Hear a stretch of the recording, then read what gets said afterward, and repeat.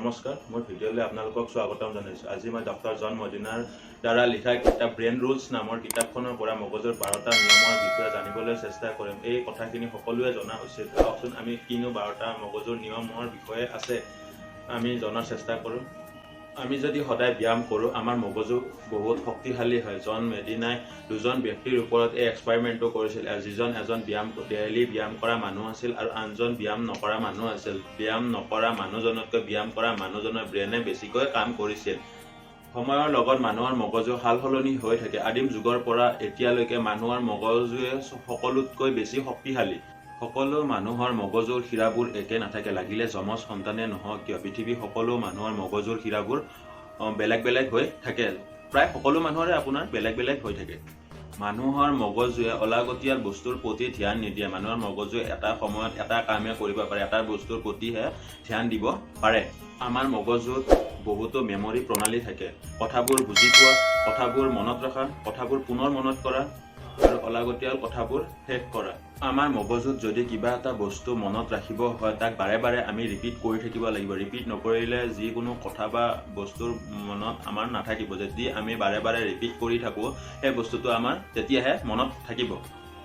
মগজুৰ আটাইতকৈ ডাঙৰ কামটো হৈছে টোপনি যোৱা। টোপনি গ'লে মানুহে ভাবে মগজুৱে ৰেষ্ট লৈছে, কিন্তু মগজুৱে টোপনি গ'লেও মগজুটো আমাৰ চলিয়ে থাকে। দিনটো কি হ'ল কি নহ'ল, আপোনাৰ ৰাতি যেতিয়া আপুনি শুব তেতিয়া আপোনাৰ মগজুত চিন্তাধাৰা বা প্ৰণালীবিলাক আপোনাৰ চলি থাকে। কি কি কথা হ'ল কি কি নহ'ল গোটেইখিনি কাৰ্য আপোনাৰ মগজুৱে কৰি থাকে। আপুনি টোপনি গৈছে ভাবিছে ব্ৰেইনে ৰেষ্ট লৈছে, কিন্তু টোপনিটো আমাৰ কাৰণে মষ্ট ইম্পৰ্টেণ্ট। মগজুত বেছি চিন্তাধাৰা থাকিলে মগজুৱে কাম নকৰা হৈ যায়। আপুনি ধৰি লওক ৰাতিপুৱা কিবা যদি ঘৰত পৰিৱেশ বেয়া হয় আপুনি দিনটো কামৰ মন বহাব নোৱাৰিব। মানুহৰ যেতিয়া পৰিৱেশটো ভালে থাকে তেতিয়া মানুহৰ মনটো মগজুটোৱে বেছি কাম কৰিবলৈ উৎসাহিত হয়।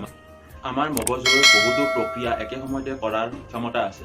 ধৰি লওক আমাৰ ফুলৰ সুগন্ধ লৈছোঁ, তাতে কিবা এটা কথা কৈছোঁ, আপোনাৰ মনত পৰিব 5 বছৰ পিছত হ'লেও আপোনাৰ মনত পৰিব যে আপুনি অমুক জেগাত আছিল, এই গোন্ধটো পালে আপোনাৰ মনত পৰিব এইটো অমুকটো হৈছিল। বা আমি চিনেমা এখন যদি চাবলৈ যাওঁ তাতে পপকৰ্ণ খালে আমাৰ চিনেমাখনৰ কথা মনত পৰে। মগজুৰ চাব পৰা শক্তি চবতকৈ বেছি। মগজুৱে আমাক যি দেখায় আমি তাকে চাওঁ, কিন্তু 100% শুদ্ধ নহ'ব পাৰে। ধৰি লওক আমি যদি এখন ফিল্ম চাওঁ এই ফিল্মখন আমাৰ বহুত বছৰলৈকে মনত থাকিব, কিন্তু আমাৰ পঢ়া বা লিখাটো আজি পঢ়িলে আমি কেইদিনমান পাছত বা কেইবছৰমান পাছত আমি পাহৰি যাওঁ, কিন্তু ফিল্মখন চাই আমি ইমান সহজে নাপাহৰোঁ। সেইকাৰণে কয় আমাৰ চোৱা শক্তিটো আমাতকৈ বেছি।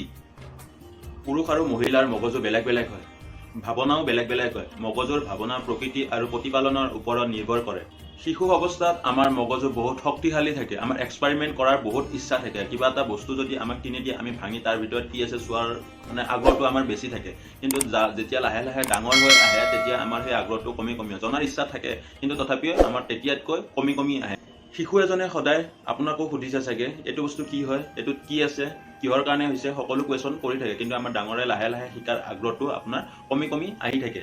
এই কথাখিনি মই ব্ৰেইন ৰুলছ নামৰ কিতাপখনৰ পৰা কৈছোঁ। কিতাপখন হয় ইংৰাজীতো আছে, হিন্দীতো আছে। অনুবাদ কৰোঁতে অলপ খেলি মেলি হ'ব পাৰে, তাৰ কাৰণে ক্ষমা কৰিব। আপুনি যদি কিতাপখন পঢ়িব বিচাৰে অনলাইন অৰ্ডাৰ কৰিব লাগিব। মই পঢ়ি পেলাই আপোনাক চমুকৈ জনোৱাৰ চেষ্টা কৰিছোঁ। যদি কথাখিনি জানি ভাল পালে ভিডিঅ'টো লাইক কৰি চেনেলটো ছাবস্ক্ৰাইব কৰি দিব, আৰু যদি বেলেগকো কথাখিনি জনাব বিচাৰিছে ভিডিঅ'টো শ্বেয়াৰ কৰি দিব।